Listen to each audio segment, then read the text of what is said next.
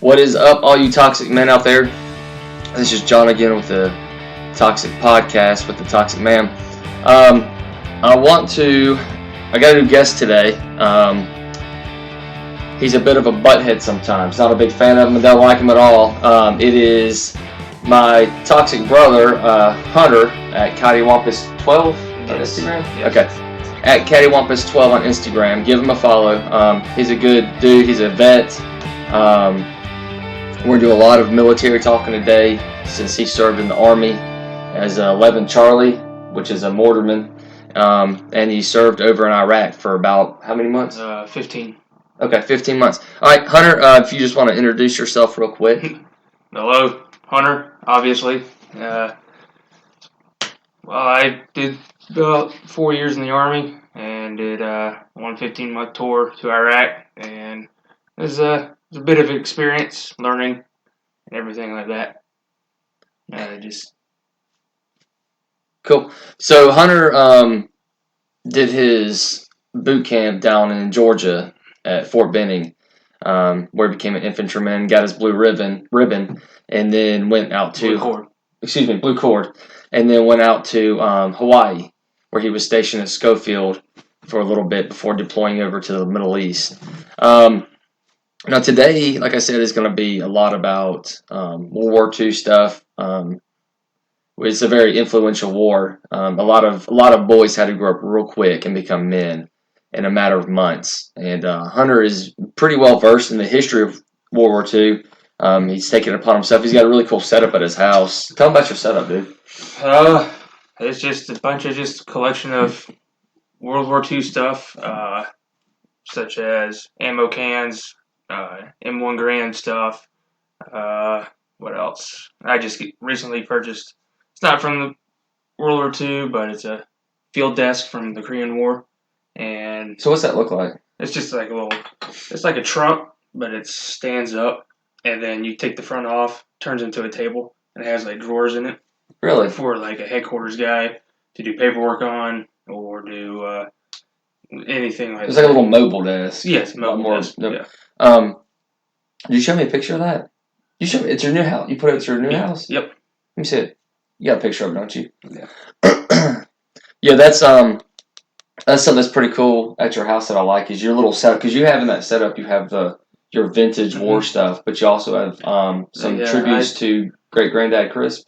Crisp, and then Dee's mom's twin brother who was served in the 3rd Armored Division and was killed in southern France. France or Germany, I can't remember. I think it was France. He was up next to a tank. Something like in that. an invasion. Was it an invasion or was it a normal battle? I think it was a normal battle, but yeah. So that's there, and then I actually, I know it's kind of crazy, but I did pick up at an antique store, not to sound all crazy for this, but it's just a piece of history. I got a couple letters written by some German soldiers. Oh, dude. Home, and it has the Third Reich stamp on it. Really? That dated the 26th of April of 1940. One's from 43. Really? Dude, so, I bet that's worth I just want to get it translated. That is awesome, dude. I bet that's worth some doge. I mean, they'll sell it. That's a cool thing. No. It's just something like a soldier would pick off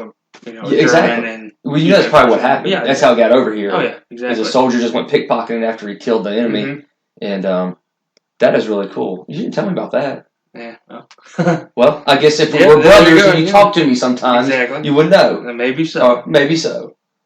That's pretty cool, dude. I'm trying to think of anyone that we know that could actually. Oh yeah, that is pretty cool. So it kicks out on the side where you can sit down and write with the leg, and I guess that folds back under.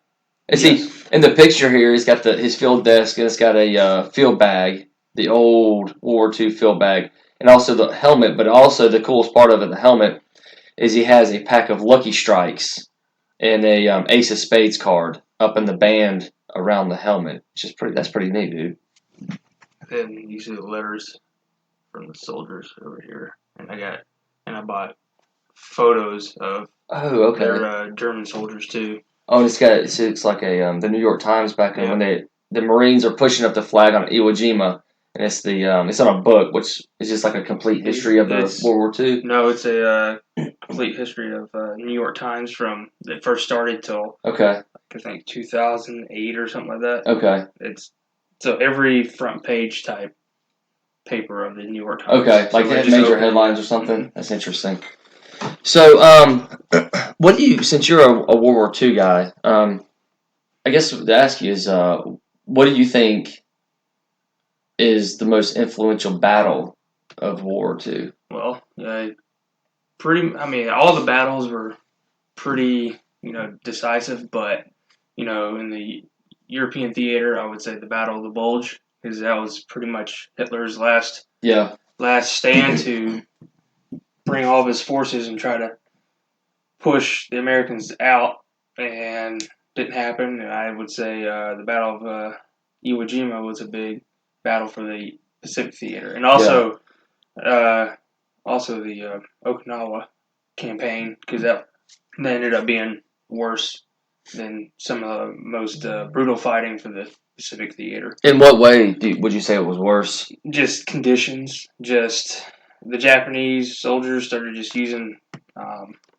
before the Marines got to Okinawa. I think it is the Japanese soldiers were telling the Okinawans that the Americans would rape, pillage, all that with the locals, and they just started mass suiciding because of having that fear, thinking the Americans were going to do that to them.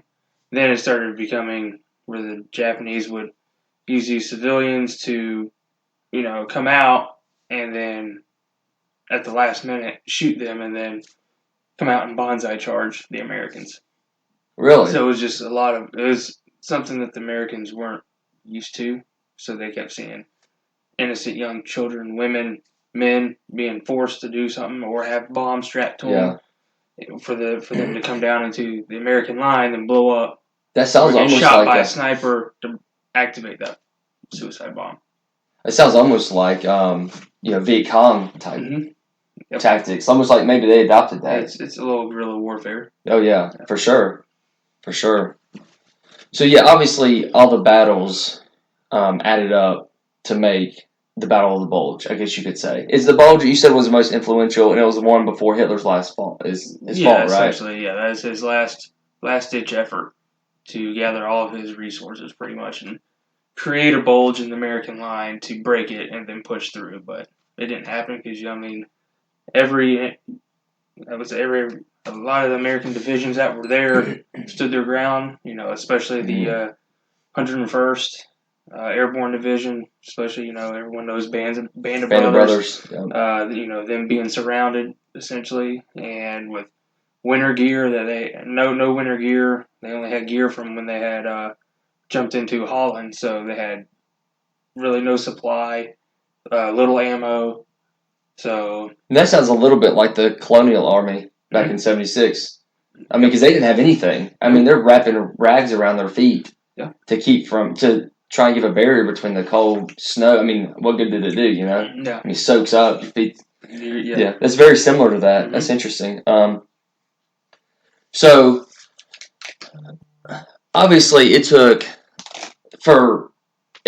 some boys, because you look at and literally they were boys. Guys are doing 16, 17 years old. I just was when I was on the road, saw a movie about a sailor who was the youngest sailor. He was 12 years old and got into the Navy, and was in a battle and got awarded a couple of awards. And then the Navy found out that he was 12, put him in the brig. Only 12. 12 years old.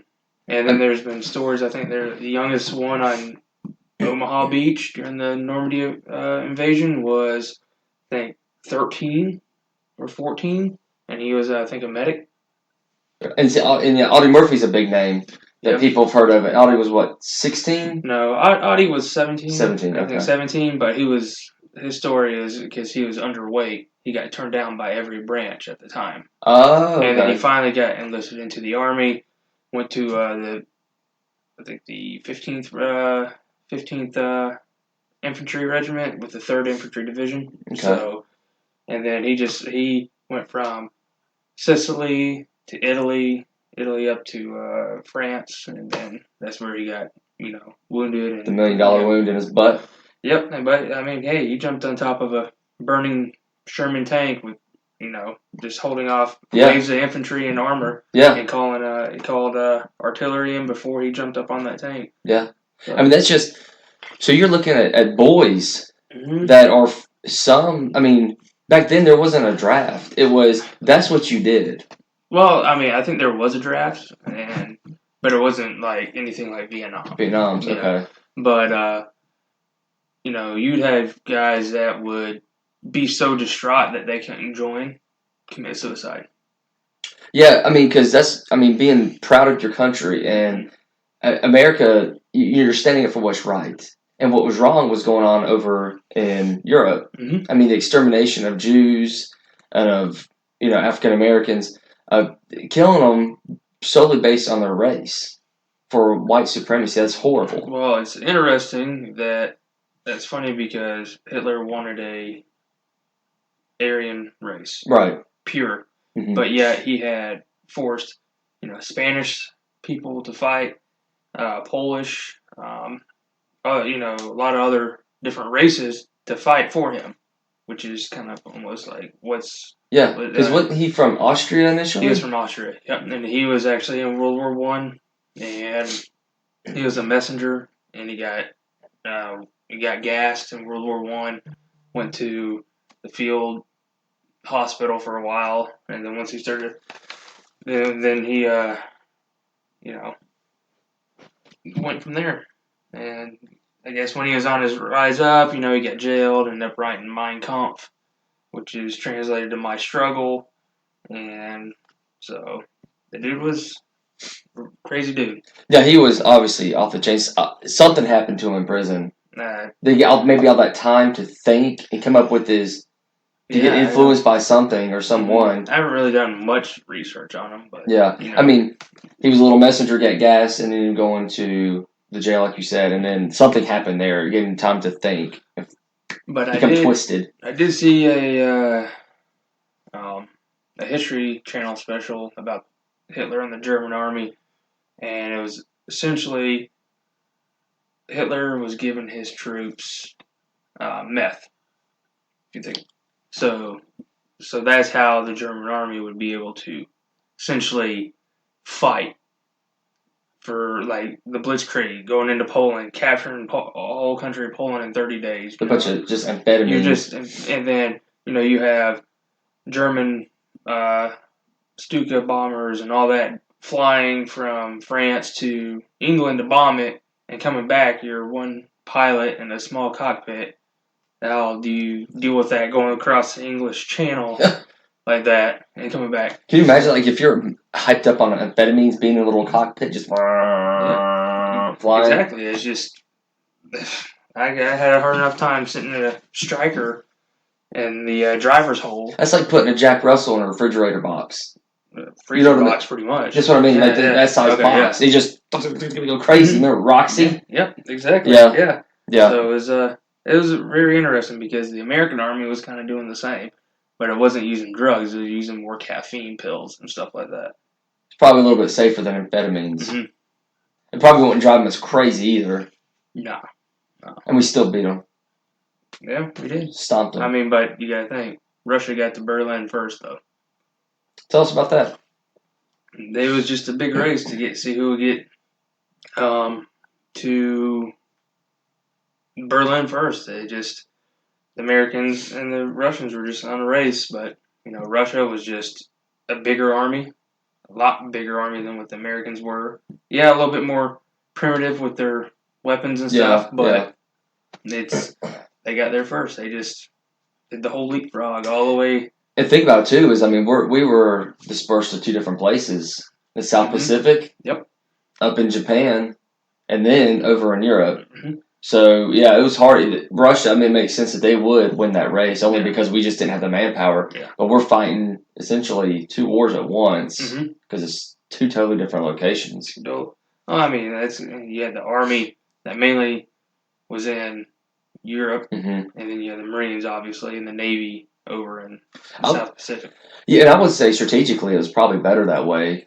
you have the Marines ride with the Navy ships. They're in the Pacific. There's more water mass than land mass. Army's more of a ground based. Yeah. You do a lot of ground based fighting, and it's easier to, I would say, just from a commanding standpoint. Marines take this part, you do your job. Army take this part, you do your job. There was no generals trying to get go back and forth from each branch. You know what I mean? Mm-hmm. Like MacArthur and all them are not going after MacArthur dealt with Pacific Theater. Yeah. But big influential guy that was for the Marines was Chesty Puller. He is he's the Marine, pretty much the Marine god. Well, yeah, almost like a Mattis. Yeah, sniper type because he was over. He fought in World War II.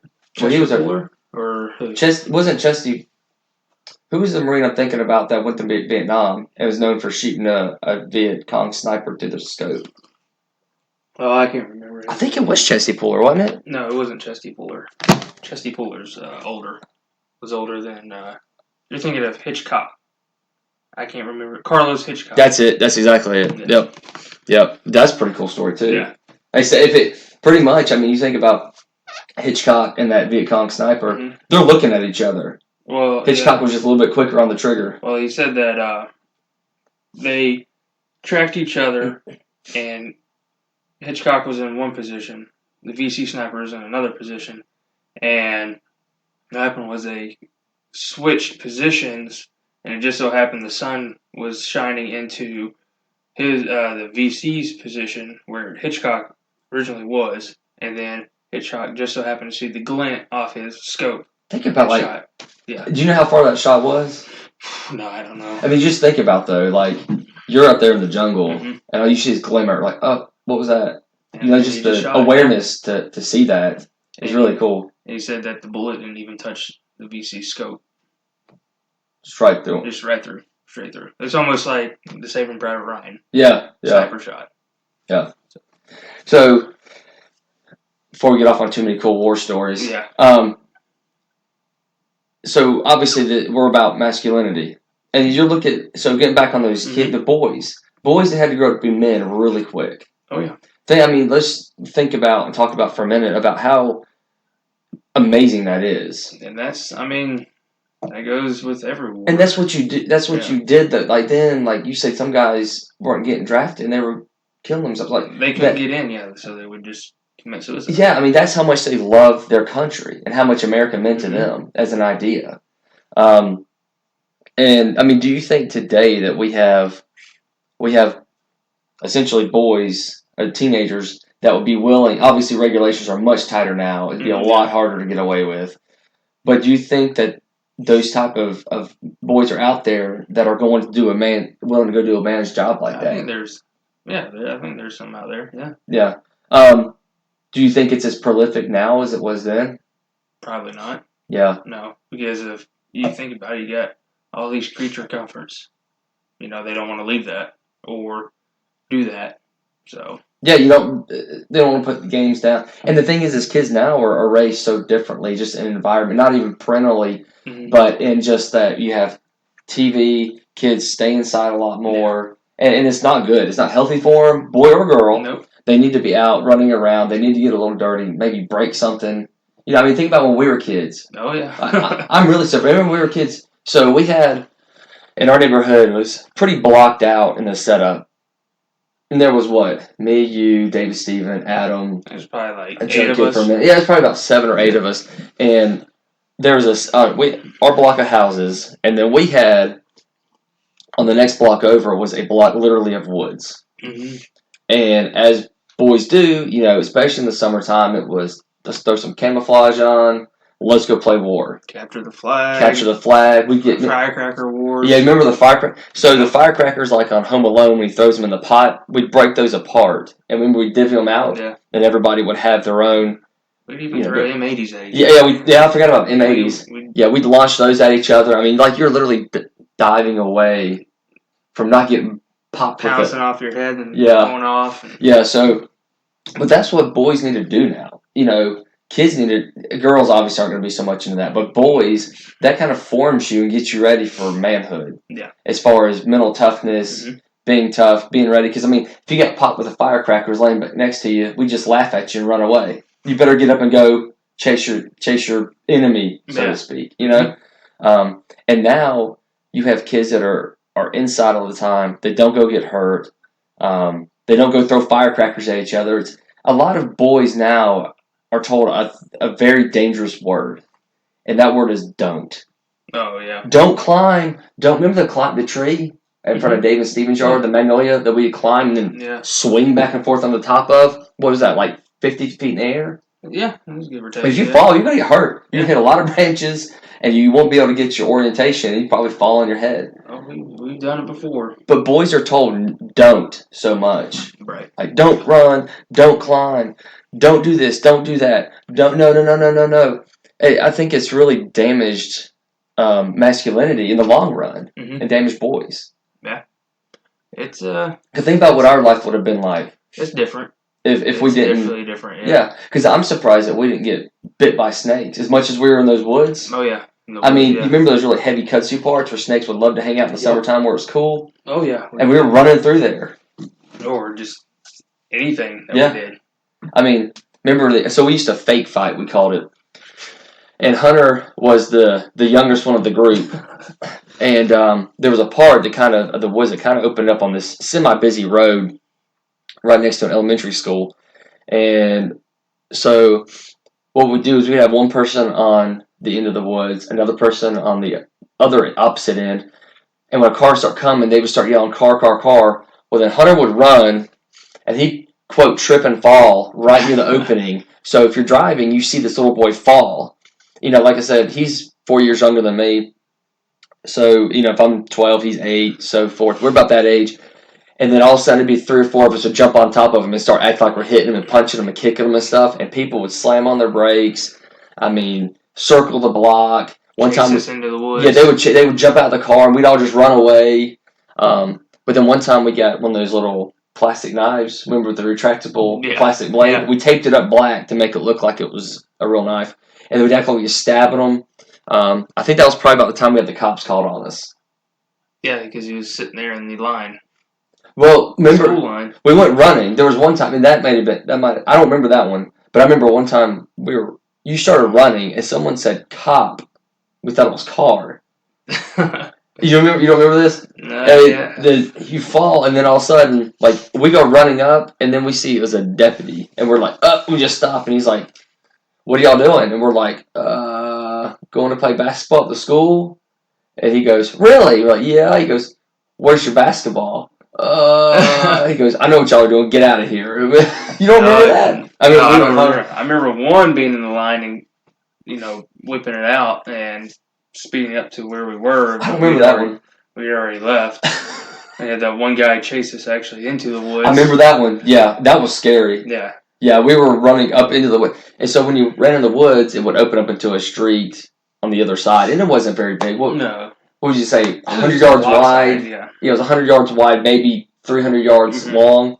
But he chased us up into the woods, and that was probably one of the scariest. That was scarier than the deputy. Because the deputy's not going to do anything to you. But it was that dude. You don't know what he's about to do to you. Yeah, he just took off after us. Yeah. Just all dispersed. Yeah, we were done for a while after that. We ceased that. Yeah. Obviously, eventually we stopped doing it. But, we played a lot of Capture the Flag. Remember when David got stung in the eye by the bee? Or, speaking about getting stung, you remember when you guys pushed me over and ran because you stepped on a underground's hornet's nest? I kind of remember that, yeah. There? Yeah, I kind of remember that, yeah. Oh, yeah. Where's Hunter at? Yeah. Thanks. Still a little salty over that? Yeah, still am. After all these years. But I think, that's being a boy that has to go over into a battlefield. Yeah, you're leaving. You're just leaving all that you know, and you're put in a situation where there's bullets whipping by you, or that one bullet just decides to connect with you, or around, an explosion or something. It's just a totally different feeling. Yeah, you think about these kids, they go from literally, some may have just come out of high school. Mm-hmm. You're out there studying for your final exams to graduate high school. And the next thing you know, you're on one of the carriers floating up to the beaches, of Normandy. Yeah, I mean, Omaha and Utah and all that. yeah, Utah, Omaha, Gold, Sword, and Juneau. And that's what you're doing. Like, and you're like, just a few months ago, I was back here in a classroom, in the safety of a classroom. It took, a lot of the guys trained 2 years before, and then at the end of the war, some of them hadn't seen home in 3 years. That's crazy. That's crazy. So when they came back on ship. Is that correct? Or they they had like troop transport ships and stuff like that. So do you think, since you were over in Iraq, you got jetted over and jetted back. Mm-hmm. So this is actually something I've been wanting to ask you. I just never think about it because we're always in our conversations of being something else. But do you think it was better for the soldiers mentally, to come across the Atlantic on a ship and back after the experience that they went through than to go back on a jet? Only because you can talk about it with people who know you, who understand what you went through. Like with the jet, it's all a charter jet, just strictly for the military. So you're not sitting with random people. But can you still? So it takes longer to get across the Atlantic on a boat than it does in the air. Is what I'm saying. Well, I mean, since how I was stationed, that being in Hawaii, it took when we flew out of Iraq to Kuwait, Kuwait to Amsterdam, Amsterdam all the way to Anchorage, Alaska. So that's like 16 and a half hour flight. That's a long, okay. Then down to Hawaii. So do you think that it was, I guess my question is, do you think it was more beneficial, though, to have a longer time with those guys where you could kind of get your feelings out, kind of what happened, and talk about it? Or is it... Just, you didn't really talk about it. Really? In World War II is what I'm talking about. Oh, World War II? Those guys, like you said, they didn't really talk about it either. A lot of the old vets, they, like, for instance, they, some families, after a grandfather dies that was a World War II veteran, they didn't know until they find his personal effects. And, we didn't know he served because he never talked about it. Or, like, one of the Marines from the Pacific, that was with the 1st Marine Division, was Robert Leckie. He, in his older years, went from remembering his family to not remembering his family, and the only people he'd always ask about was the guys he served with. That's just how mentally taxing. That's just his dementia or Alzheimer's, whatever, took over. But that was the one thing he'd never forget. He'd always ask about them. Wouldn't know his family, but ask about them. I mean, that's how impactful that was on him as a 17, 18-year-old boy. Yeah. 17, and he carried that through the rest of his time on Earth. Mm-hmm. That's insane. That's really interesting. But I mean, I guess in the end, that what mattered is those boys were willing to become men in a short amount of time for something that was bigger than they would ever be. I mean, John Bazelon, another famous Marine. Another famous Marine that was part of the Guadalcanal campaign. And he was a little bit older than his guys, but holding down the line, running back and forth on the line, shooting, 30, a Browning 30 cal, but it was water cooled because the Marines didn't have, the updated stuff that what the Army did, and sitting there didn't have, the glove to hold the tube and to transport it to a different side, burned his hand, burned his arm. And, after that campaign, wore the Medal of Honor, had to go on the war bond drive, and he didn't want to do that anymore, and wanted to go back with his boys, Mm-hmm. And so usually a Medal of Honor recipient does not go back to the same unit he was. Why is that?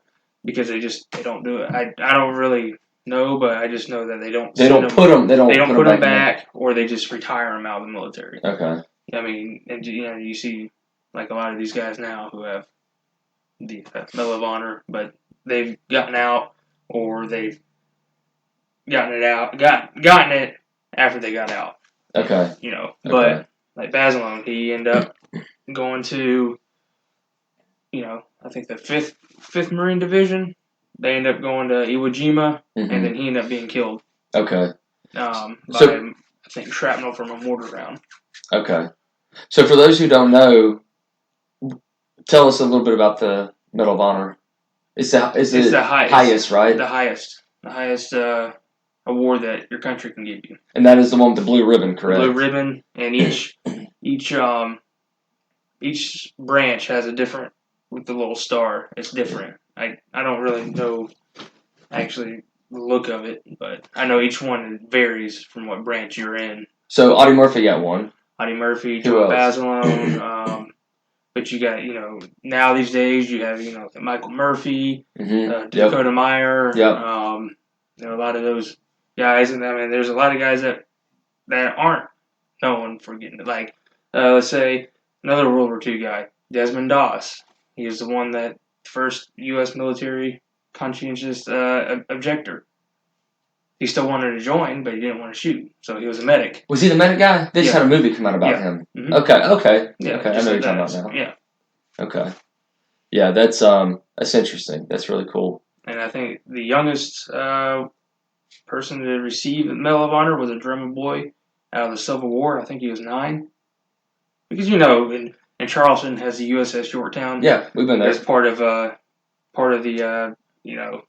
Pacific Fleet. Yeah. During World War II, they have a cool Medal of Honor, the history of Medal of Honor museum on the ship, so you can go through and see from its inception to the present day, and all the Medal of Honor awardees on a wall. Cool. That's that's really cool. I didn't know about that the medic that didn't want to shoot didn't have or got the medal. Yep. So tell us, you got some. If Cattywampus at Cattywampus12 here is very, he's pretty covered in tattoos here, and every tattoo means something, obviously. Yes. He's got his mortar rounds. He's got his first one that he ever got, the Irish Clover. I'm pretty sure he got a little bit of Hep C with that. We don't know yet. The doctor hasn't called him back. Don't go to Marietta. Don't go up in the Marietta trailer to get one when you're 17. But he's got a new one here, and tell us about this one, man. This one is another one of on my right leg. I just have a war theme going for World War II. I have a World War II. I got a pinup girl. I have Rosie the Riveter, and then I have like several different items that you would find on American Soldier. You have like your supper box, like your K-ration box, a pack of Lucky Strikes, an M1 Grand Clip, a Hawkins Mine, a shave kit, first aid pouch. But the newest one I just got is a flamethrower, a marine flamethrower, advancing on Iwo Jima, but with a big mushroom cloud explosion in the background, just giving homage to each and every, service member of each branch from World War II, playing every role. Yeah. So, yeah, everybody played a role. I mean, obviously there's rivalries between the branches and stuff, and I get it. That's just part of the fun. But in the end, like, we're one military. Yeah. And we got to work together to make this, to win stuff like War II, and to be, victorious with these things. I think my favorite one actually is the Lucky Strike one. I don't know why. I'm not a smoker at all, but I just think it's so cool. It's just that old.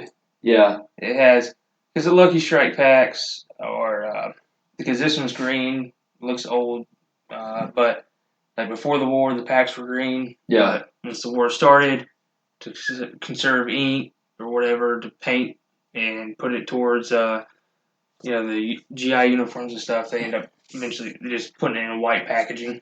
Okay. See, there's a little history about Lucky Strike you didn't know you're going to get. That's what you get when you come here. Yep. You get a little bit of Toxic Man information and how to be what it takes to be a leader. And but you also get some knowledge that's pretty interesting. Sometimes useless. Probably most of the time useless. Yeah, but, in my world. Now, that's one thing I think, while we're brothers, it's almost like we're cut from two different cloths, it seems like. Because we're opposite in so many ways. That we are. Yeah, about the only thing we have in common. We do like one thing we definitely have in common is I like the 40s and 50s era. See, I like 20s through the probably 50s. Yeah, and I think then there was just such a pride for America, and there were families that were intact, and I think part of the reason you had boys teenagers that wanted to go serve their country was because they had dads that were there at home and influential on their lives and taught them the values of your society, your culture, and your country. Like, that mattered to them. Right. Nowadays, you don't have that. You have a lot of guys who want to go here and have sex, and when they end up having, end up getting a girl pregnant, they don't commit after that. Yeah. They're like, oh, I'll pay my child support so I don't have to go to jail. Mm-hmm. But then they're never part of that kid's life. Like, I get it. I'm not saying if before if you go out and you're dating some girl or whatever and she gets pregnant, like, you have to marry her. I'm not saying that. What I'm saying is, like, be part of that child's life. Right. It matters. Mm-hmm. If all he knows is mom and dad aren't together, so be it. But you need to be a freaking part of that kid's life because that matters in the end. Everybody's going to deal with it differently. Mm-hmm. Everyone's going to deal with it differently. Well, yeah, it's just how it is.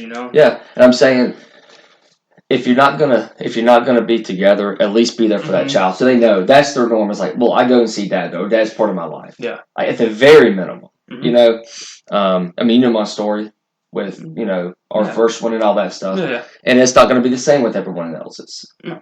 But I'm saying what is so important is that you're part of your child's life, and you're influential, and you teach them values and love of country. Yep.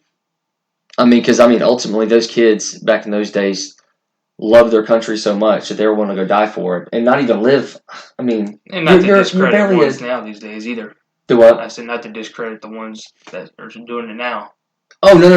You're absolutely right. I'm just speaking to that era. Yeah, that era. Because we were just kind of on that topic. I like that era because it was so patriotic. Mm-hmm. You had your parades. You know what I mean? Like, the flag flew proudly. Right.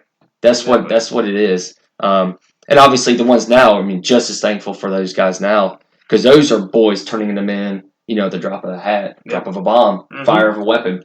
Yep, exactly. But yeah, that's one thing that we do have in common is our affinity for, you like the 20s and 30s, up to the 50s. I like the 40s and 50s because that's when they're coming out of the Depression, and America's starting to come back. It's starting to get back to what it was. The Depression is a really interesting time in history too. Yeah, that's a real interesting time. And maybe some other time in the future, come back and we talk about the 20s and 30s. Yeah. Kind of what it was like then. Because that too, so you have a lot of men who were farmers, hard workers, and everything crashed. But a lot of them were, World War I vets. Right, exactly. And so they had that same mentality of hard work and self-reliance. And we're gonna make this happen one way or the other. This is gonna be good. As everything crashed around them, yet they continue to stand tall and provide for their families. Right. And maybe we can talk about that. How those World War I vets. Well, check out. There's a movie that came out, I think, last year. It was called "They Shall Not Grow Old." It's Peter Jackson, the director of Lord of the Rings, took hundreds of hours of World War I footage, slowed it down to where it looks like now, like it would be filmed now. They colorized it, right? They colorized it, and then they hired a lot of voice actors. I remember that. Because it came out in from each region of England that they did the research of the units that they could see. So if you have like one region of a unit that came from northern England, they find a voice actor for that to fit in. So it's regionally correct. Yeah, and they had skimmed through 600 hours of actual interviews of the war, or World War I vets. But it's a awesome documentary. Check that out. They Shall Not Grow Old. Yeah, what is that on? It's on. You can find it on HBO right now. Okay. I saw it in theaters twice, and then it's awesome. Yeah. Stuff like that. I never get grow old. Hopefully it hits Prime or Netflix, because that's what we have. It probably won't be on Prime or Netflix. Well, it may be on Prime. You can check it out. Okay. Yeah, because I really do. Because I remember them advertising that. I was like, man, I want to see that. Yeah. Because that was like one of those one of those theaters. What do they call them? IMAX? IMAX. Yeah. It was on IMAX in Simpsonville. Yeah, I saw IMAX. Yeah, it's awesome. Yeah, I think at the Camelot over Lawrence Road is IMAX, isn't it? I think so. But anyway, yeah, I remember that now that you're talking about it. So we just want to appreciate you showing up today. Yeah. I just want to do a quick shout out. Mhm. Our music we're going to give that credited to Shane, and he's at Facebook at School Street Sounds. If you have any type of sounds you want created, please give him hit him up, give him a message. Again, that's Shane at School Street Sounds. He does our intro, our sound effects, and our intro and outro music. So, real quick, we're going to do the Toxic Man Award. All right. All right, so... All right, so we got the Toxic Man Award here, and I'm going to give you all right. the pleasure and opportunity you can go Toxic Man, since we're doing World War II. Mm-hmm. Obviously, we're looking at military, so if you want to give a group of people, maybe a regiment, a division, whatever, the Toxic Man Award goes to... It goes to all the men that fought in World War II. I mean, that and just all the men. And you have, I know you have female listeners out there, and I'm not going to discredit the females either. All the men and women that that protect and serve, because... Oh, yeah, absolutely. I mean, the ladies, they serve a purpose, back at the infirmaries. Yeah. The Red Cross ladies. Yeah, absolutely. Those women were such a breath of fresh air for those guys coming off the battle, the front lines in World War II. Well, I mean, if I was jammed up with a bunch of dudes and sweaty, stinky... Well, I mean, you see, and you come back, you see a lady, I mean... hey, a little bit of, was it Rosie the Riveter? Yeah. Yeah. So, yeah, that's, so the Toxic Man Award is going to go to the military, everybody from operations to support that held frontline back to the very back. Because, me being in the infantry, if we didn't have the supply guys, I wouldn't have my job. I can't do anything. And if you don't have guys flying high, dropping bombs to clear areas before you move in. You don't have guys who, bring over supplies, all that. The logistics and all that, man. Everything. All right, so we also want to give a shout out to Dip Branding. That's they're at Dip 123. They're our branders. The majority of our stuff that's branded is by Dip. Give them a follow on Instagram and Facebook as well. Any steel stuff, I actually end up branding in my garage with the media blasting cabinet and give a little extra personal touch to it. Hit us up if you want any stainless steel cups, tumblers, stuff like that. I can personalize for it. Also, shout out to Iron Covenant Gym in Anderson, South Carolina. As their Instagram is at IronCovenantSC. If you're in the area, give Will a shout. Go by and see him. And he's a really cool guy. He's actually a vet too. Oh. He's a really good dude. We did back in July a strongman competition. He's a big weightlifter. Mm-hmm. But I want to say he's an airborne. That's maybe the one you sidelined me on. Yeah, that was horrible, dude. Olympus. I won't. I'm sorry. That's all right. I still feel terrible about that. That's good. Well, we're not brothers now. No, I don't blame you. This is ended. Okay, well, it's done. At the end of the podcast, we're done being brothers? Yeah. Okay. We're only brothers right now during the podcast. Post-podcast, we're no more. Okay. Also, want to give a shout-out to our one of our new partners/sponsors, and that is if you like vehicles, FJ vehicles especially, give FJ Storm _Trooper a follow. Mac is the owner. He's a really, really good dude. I think a lot of him. Him and his crew are into the FJs. They take a lot of good pictures and content out and doing some Toxic Man stuff. Yeah, they're good dudes. They're I guess Toyota based or FJs. Yeah. But they take some good pictures. Mac's a good dude though.